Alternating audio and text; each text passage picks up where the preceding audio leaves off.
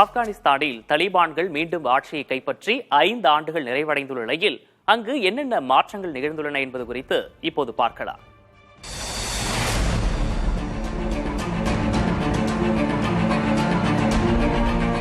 ஆப்கானிஸ்தானிலிருந்து 2021ஆம் ஆண்டு ஆகஸ்ட் மாதம் அமெரிக்க படைகள் வெளியேறிய பிறகு தலிபான்கள் நாட்டை முழுமையாக கட்டுப்பாட்டிற்குள் கொண்டு வந்தனர்.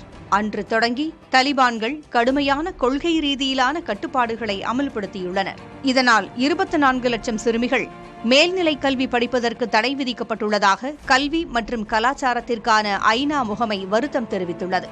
தன்னிச்சையான கைதுகள், சித்திரவதை, சட்டத்திற்கு புறம்பான படுகொலைகள், சிறுபான்மையினருக்கு எதிரான நடவடிக்கைகள் அதிகரித்திருப்பதாக ஐநா மனித உரிமைகள் ஆணையம் கூறுகிறது. இதனால் சர்வதேச நாடுகளின் உதவிகள் தடைப்பட்டுள்ளன. பெரும் அளவில் வேலைவாய்ப்பின்மை அதிகரித்திருக்கிறது.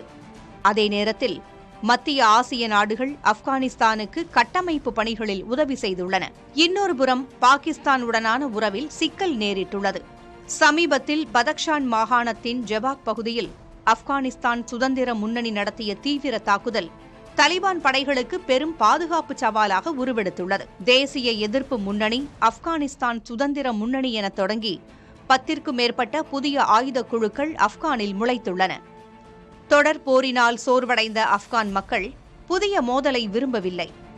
நாடு முழுவதும் தங்கள் கட்டுப்பாட்டில் இருப்பதாகவும் சமூக வலைதளங்களில் மட்டுமே எதிர்ப்பு குழுக்கள் இயங்கி வருவதாகவும் தலிபான் செய்தி தொடர்பாளர் ஜபிஹுல்லா முஜாஹித் ஆங்கில இணையதளம் ஒன்றிடம் தெரிவித்துள்ளார்.